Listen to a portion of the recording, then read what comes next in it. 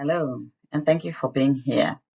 My name is Fran Mada. I'm an Admiral nurse working for Dementia Oxfordshire, which is a service provided by Edge UK Oxfordshire.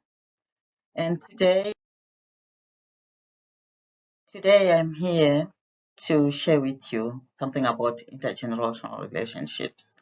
And so these are social engagements that can promote cooperation, interaction, and exchange among individuals and different age groups, children, adults, adolescents, being together, elderly people. And this exists with us in our lives every day. And we all have this in one way or another. And at times we call them family, and that's okay too. However, when we're thinking about dementia, these relationships really matter more. They can play a crucial role in enhancing the quality of life for the person with the dementia or the primary carer, as well as the family or even the community around.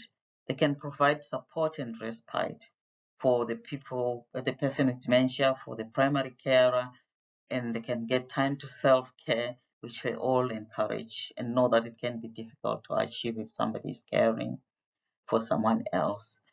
They can provide emotional support. And I can give an example of when we had children going into care homes and you just see this place changes. The excitement, the voices are louder, there's a bit more dancing around, and there's just enjoyment. That's because companionship, doesn't really matter at times whether it's what age group or who has come to join me or be with me. It's all important. And at times, those children didn't even realize how much they were doing in the work of providing emotional support. It's also provided emotional support even for the staff that we're caring for the people living with dementia. And they can help alleviate feelings of loneliness and isolation, definitely when they're with someone else in those moments and times of joy. Social engagement is really important. The activities are important. And during these intergenerational relationships, there's sharing of activities from different generations, the elderly sharing what they used to do, and the younger sharing what they're doing now, or the technology that they know about now, the games they play on their gadgets, which is quite interesting and fascinating for a lot of elderly people and for a lot of other people just like me as well. And caring assistance is something that's vital and needed for both the person with dementia, anybody that's providing the support. And this takes the big responsibilities from onto the family is shared, and the burden of caring is just reduced or shared, which makes life a little easier for everybody, for the person with dementia, for their family member as well. The educational benefits, I've talked about the elderly learning about technology from the younger people. The younger people have got to learn a lot to learn. Empathy, patience. I believe that's something every young person need to learn from the older people that's among us, our communities. And they can learn a lot about dementia as well and how to care for, to discuss with someone, to have a conversation with an elder person. There's a lot of cultural transmission that can go on. We need our elderly people to be telling us, the younger ones, and passing on that information about the cultures. Who are we? Our family histories, our traditions, all the cultural values. We need this to be shared with us because that's identity. And that's when you think of all the immigration that's going on, all the migration that's going on, and at times I just stand back and think, will the grandchildren know where I come from? Will the grandchildren ever know who they are? Because where I come from is also their identity. And again, as well, we need to learn about where we are now, because I can testify that I've learned a lot about the D-Day, about everything that happened from the people that I've supported who are living with dementia.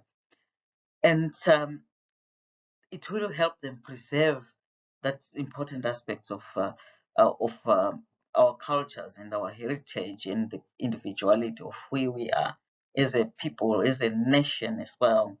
And community programs have been implemented that have brought together different generations, people of different generations, different nationalities in one place to create activities that are and events that are designed to benefit people with dementia.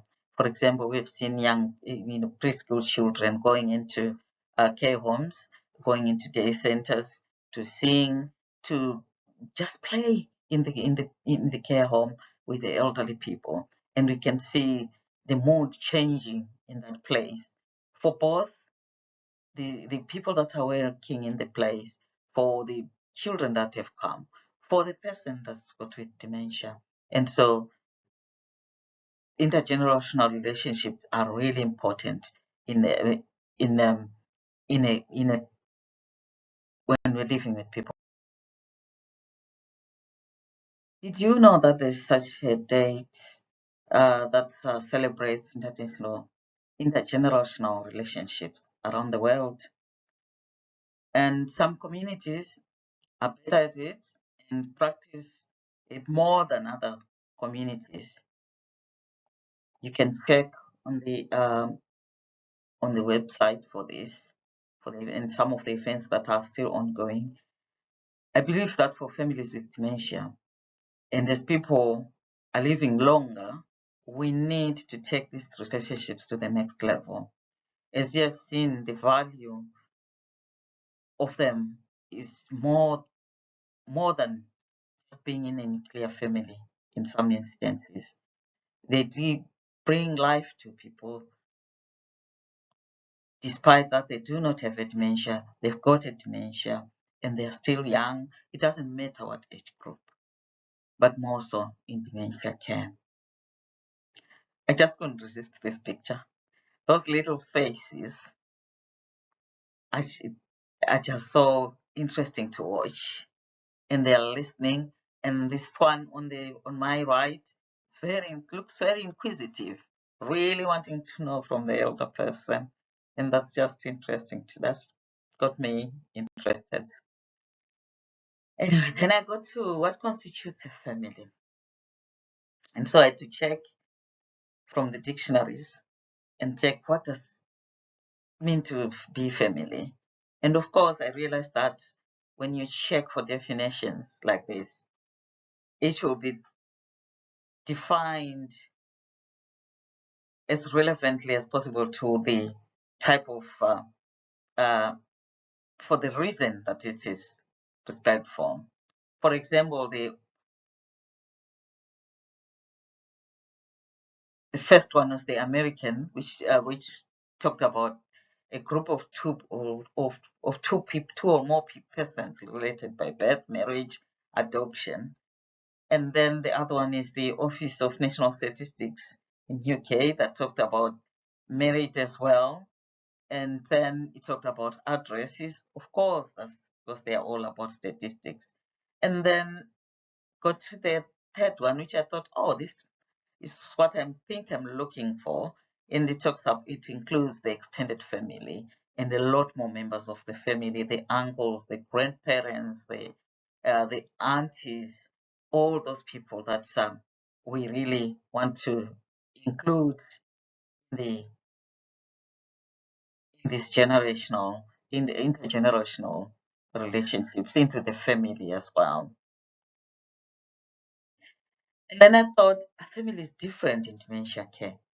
Initially, I thought, no, not really. They're just families. But then when I reflected on the families that I've worked with, on the people that I've worked with in dementia care, I sort of thought maybe, because there some of them talk a lot about their neighbor being the person who is very close to them, and they refer to them as family. And then some will talk of the social worker whom they call upon all the time, and they know they will do something about a problem, and they go, well, they do all those things just like they were my son. And then some will talk about the student with the Oxford University student who lives next door, who always comes and checks up on them to ensure that they've got enough food, their groceries are done. And I thought maybe, just maybe, families are a bit different when there's dementia. And so I thought to ask other people. And I went to ask some of my friends and some of my colleagues who work in mental health. And we did talk about, yes, some people do actually closer to people that are just live around them. For example, the church community, and they call them family. For some of the groups they attend they attend, and they call those people family. And to them, they are family because they are defining them as family because of what they do for them, the things that they do, the care that they provide them. And then I decided, why not ask people who are living with dementia, and that's family members, and one person who actually lives with dementia. And I realized that the definition of family changes when people are living with dementia. The circle gets bigger, the language changes. So family becomes the neighbor. It includes the GP who is very good, who will listen to me, who will look at me, who will look at my medication when I say something is not quite right, who will give me the right answers when I have a question. And then I do read a lot when I hear about anybody that's got a dementia, especially who is in the limelight, because this is another way that people we are living these days. So I looked up Bruce Willis, a retired actor, and he's not here because he's an actor. He's So I've got Bruce here because he's got a dementia and diagnosed in 2022 as aphasia and eventually in 2023 as frontotemporal lobe dementia. But why he's up there as well, most importantly, is the statement that was put out by his family. And it goes, we are moving through this as a strong family unit, and wanted to bring his fans in because we know how much he means to you as you do to him. And this to me says they understand that his life has been about other people, being talked about by other people, being talked to by other people, interactions with other people, and they don't want to drop those people suddenly. So they want these people to keep interacting with him. And even them, because it brings something to them, it's something of value to them to know that he is receiving all these words of encouragement, all these statements from people that actually have enjoyed his entertainment in all his life. And so that tells us the importance of interactions and the importance of that family actually seems to get bigger when somebody's got a dementia. So I did talk to a lady who said to me that this lady is caring for her husband, and she said, definitely, Fran, family changes. When you're living with dementia, you need everybody to rally around you. You need people that you've never talked to before to come and support you. You need neighbors that you didn't really get into their house at all before, just used to talk with over the fence, but now you need them to come into your home and sit with you. I sit with my partner who is for an hour or two, so that I can be able to go out to the hairdressers, so that I can be able to go out shopping. So to her, definitely the family has increased, she said. The circle has gone bigger. So in my heart, I thought, so that means anyone who is supportive and has the best interest of the person with dementia, or the carer, or that family at heart, is now considered family. And I just want to leave you with this question. What constitutes a family in dementia care? Because to me, it seems to have changed. Thank you.